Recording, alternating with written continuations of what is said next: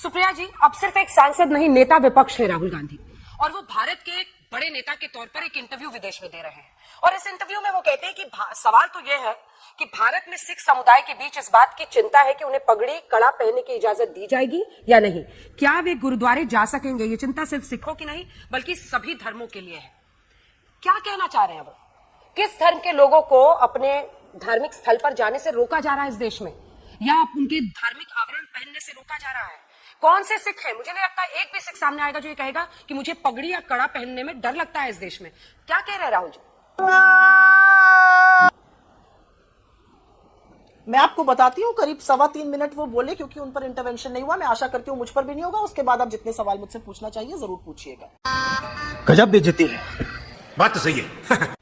आपकी चिंता जायज है, आपका सवाल भी जायज है, लेकिन मैं सबसे पहले सर्वप्रथम यहां पर यह कहना चाहती हूं कि बीजेपी को एक बड़ी गंदी लत लगी हुई है काट छाट के बयान चलाने की, और वही उन्होंने राहुल गांधी के इस बयान के साथ भी किया। राहुल गांधी जी हर धर्म हर वर्ग को अपनी पोशाक, अपनी भाषा, अपनी संस्कृति की बात कर रहे थे। इन्होंने उसको सिखों से जोड़ा। बहुत अच्छा किया। मैं आपसे पूछना चाहती हूं, आज इस देश को आईना दिखा रहे हैं राहुल गांधी, और साथ में बहुत सारे यहां पर बैठे हुए लोगों को भी दिखा रहे हैं। इस देश में क्या यह चिंता नहीं होनी चाहिए कि हरियाणा में, दिल्ली, राष्ट्र की राजधानी दिल्ली से 20 किलोमीटर दूर फरीदाबाद में आर्यन मिश्रा की गोलियों से भूनकर हत्या कर दी जाती है, और हत्यारे को यह मलाल है नहीं है कि उसने 17 साल के युवा को मौत के घाट उतार दिया। उसको यह तकलीफ है कि उसने उसको मुसलमान समझ के उतारा। म्यूजिक। आगे सुनिए। महाराष्ट्र में एक बुजुर्ग मुसलमान, जो दिखने में मुसलमान है, उसकी दाढ़ी या टोपी पहने हुए, उसको पीटा जाता है, उसके साथ अभद्रता की जाती है, उसको लतियाया जाता है। क्यों? क्योंकि वो मुसलमान। और आरोपियों को छोड़ दिया जाता है। वो तो भला हो कि एक्ट फिर से लगते हैं और आरोपी गिरफ्तार होते हैं। हरियाणा में एक लड़के की असम से जो आया था, पीट पीट कर उसकी हत्या कर दी जाती है क्योंकि शक था कि वो मुसलमान है। तो मेरा अपना मानना है कि ये सारी बातें एक तरफ है, ये आक्रोश भी आपका रुको जरा, सबर करो। एक तरफ है। ये आक्रोश कहां था जब पंजाब से आए हुए, हरियाणा से आए हुए, इस देश से आए हुए 700 किसानों की शहादत हुई और मोदी जी ने कहा मेरे लिए थोड़ी मरे? ये आक्रोश कहां था जब आपकी सांसद, बीजेपी की सांसद, पंजाब के सवाल पर जवाब देती है कि हत्यारे और बलात्कारी है किसान? ये आक्रोश कहां था जब आपके मंत्री, आपके सांसद आंदोलनकारी किसानों को मवाली, गुंडे, खाली, तू समझा? हाँ। नहीं, तू समझा नहीं। पाकिस्तानी कहते हैं? ये आक्रोश कहां था जब अपने हक के लिए लड़ रहे किसानों को ऐसे अपशब्द कहे गए? ये आक्रोश कहां था जब ये तस्वीर सामने आई, एक बुजुर्ग किसान सिर पे पगड़ी पहने हुए, उस पर लाठियां बरस रही हैं? ये आक्रोश कहां है जब दिल्ली की सड़कें सील कर दी जाती है, कीले गड़वा दी जाती है, चट्टानें खड़ी कर दी जाती हैं कि पंजाब के किसान ना आए? और अंत में एक ही बात कहूंगी, कहां था यह आक्रोश जब इस देश के प्रधानमंत्री ने 3.5 करोड़ लोगों की पंजाबियत पे सवाल उठा दिया था, यह कहकर कि मैं सुरक्षित वापस आ गया? आपको पंजाब जाके असुरक्षा महसूस हो रही थी? कहां था यह आक्रोश?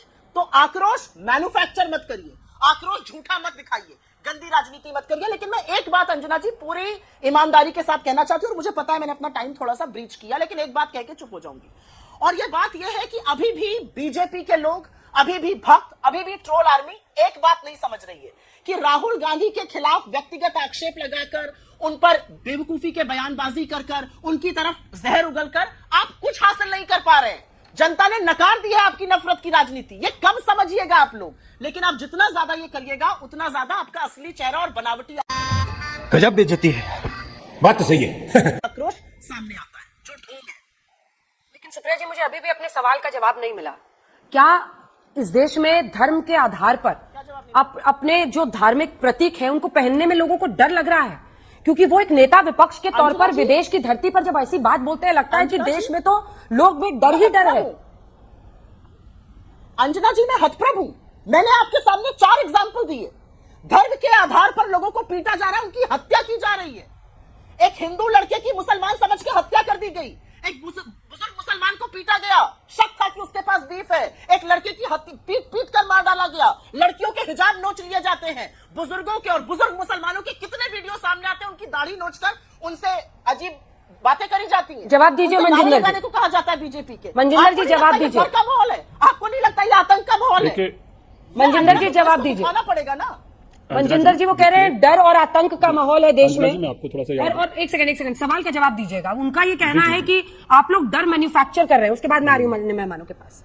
वो कह रहे हैं डर मैन्युफैक्चर कर रहे हैं आप लोग। देखिए, नफरत। सॉरी, देखिए वो तो राहुल गांधी जी बोलेंगे ही, क्योंकि उनको भी अपनी दुकान चलानी है। और मैं समझता हूं कि देश के प्रधानमंत्री जी को जितनी गालियां निकाली जाती है उनको कोई फर्क नहीं है। इसलिए नहीं है कि उनको लगता है कि मैंने इतने बेरोजगारों को रोजगार दिया कि राहुल गांधी को रोजगार मिल गया, मुझे गाली निकालने से उसको टीवी पे मौका मिलता तो कोई बुरी बात नहीं है। लेकिन जो उन्होंने बात की मैं उसका जवाब देना